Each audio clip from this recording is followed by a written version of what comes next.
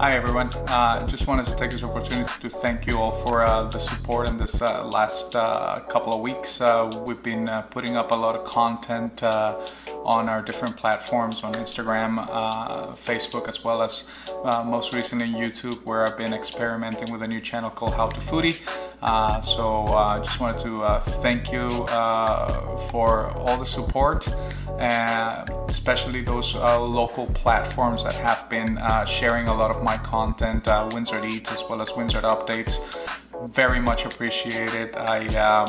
This is all new to me. I have been a chef for 20 years, working like the majority of us do. So being able to deliver this content online, share some of my favorite recipes is something relatively new for me. Okay, so the first thing we're going to do is we're going to combine our dry ingredients. We have 3 cups of flour, all purpose is fine. We have 2.5 tablespoons of white sugar, dump it in there. And we also have a teaspoon of salt, dump it in there. Okay, now for our wet ingredients, we have a 1/2 cup of whole milk mixed with a 1/2 cup of water, and make sure that it is lukewarm in temperature, so always check with your thermometer if you have one. Warm. This is going to help activate your yeast, and of course you don't want it to be boiling or too hot that it's going to kill it. So somewhere around your body temperature is what we're aiming. So once again, we have a 1/2 cup of whole milk and a 1/2 cup of water. Add your yeast. We have a tablespoon of yeast, dry granulated yeast. Dump it in there, along with a 2 tablespoons of melted butter. Okay, give that a good mix, and we're going to allow the yeast to activate roughly about 5 minutes or so.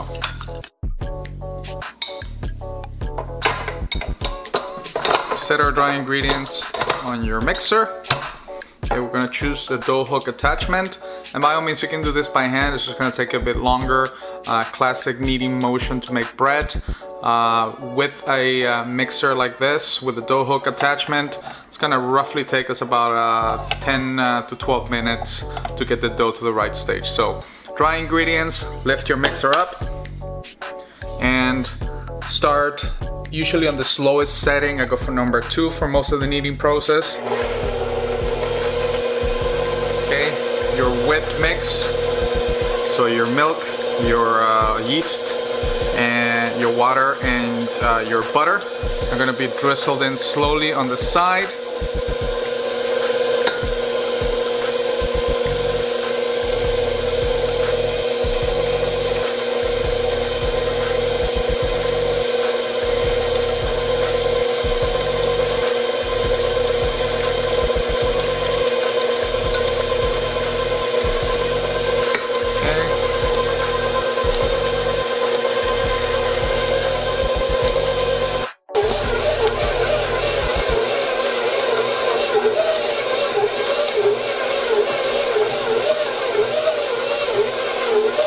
So we can see the dough starting to gather around the huck.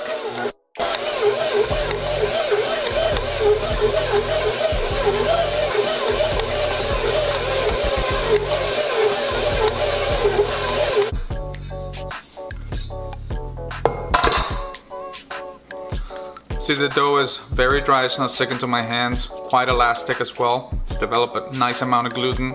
So all you need to do now is put it on your counter and just very gently tuck it in, making a nice ball.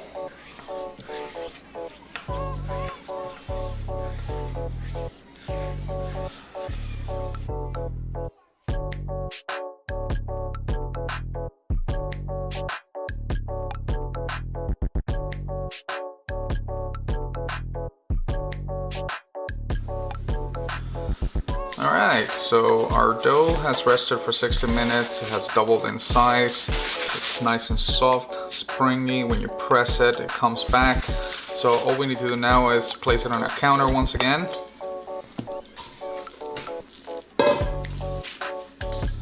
We're going to dust just a gentle amount of flour. Okay, and then we're gonna work it with the tips of our fingers into a rectangular shape. We have a rolling pin here as well. If you don't have a rolling pin at home, you can use a wine bottle to help you out. Just make sure that it's clean and properly floured. Okay, so we're gonna just pull it slightly, and it's gonna wanna retract a bit as you stretch it out. That's completely normal. We have quite an elastic dough here, so just be patient and work with it. Use your rolling pin, very lightly dusting of flour, and start stretching. You can alternate from going up and down to side.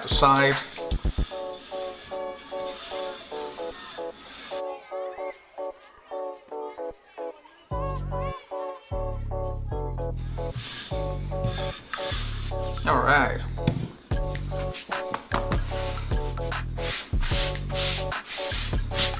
Shake off any excess flour. Pretty happy with the size. And then the two basic ingredients for this recipe are green onions, which I've done about 1/2 cup of, and grated cheddar cheese. Again, you can get creative. You can add bacon to this. You can add different herbs as well. Basil, flat leaf parsley, as well as different cheese blends that you like. But we're keeping it very simple, just cheddar cheese and green onions on this one. So, leaving about an inch from the edges, we're going to spread our cheese.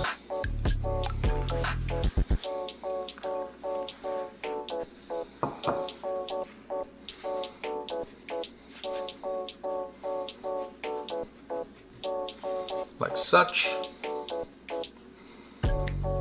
followed by our green onions.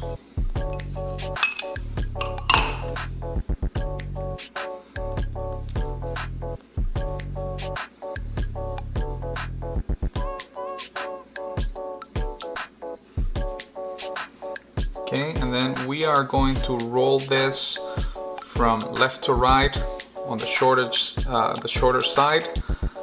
So every time we fold, we're gonna press with our fingertips, secure that roll in place.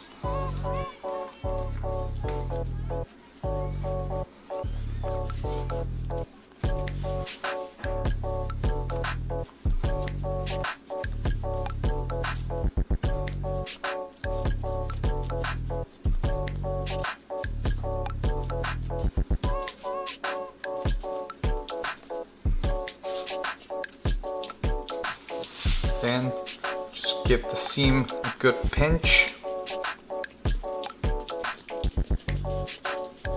Do it a couple of times just to secure it in place.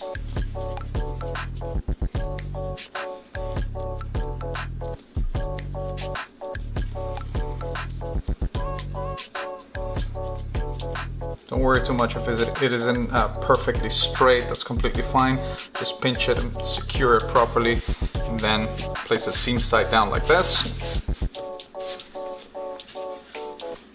Okay, then with your chef knife, we're just gonna make a cut through the center lengthwise, all the way down.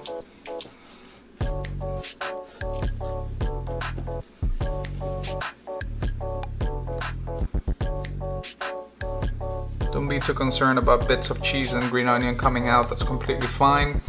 We're gonna set them upward like this, exposing the different layers. Okay, pinch the end, either to the left or to the right, depending on where you want to start. Pinch it properly. Okay, then place it facing you this way and start braiding.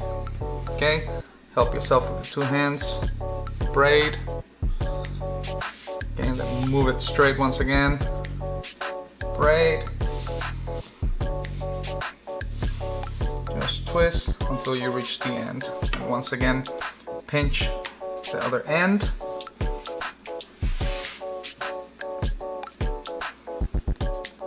And tuck it close. just like that. Okay, take a small cookie sheet or baking sheet with some parchment paper, very lightly oil, and place your roll top of it. We're gonna gather all of this, it's not going to waste,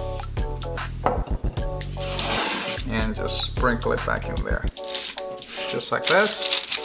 Okay, we are going to cover it with a tea towel and let it further rise for another 40 minutes. We are going to bake this loaf at 350 degrees for roughly 30 minutes. Again, it all depends on the strength of your oven.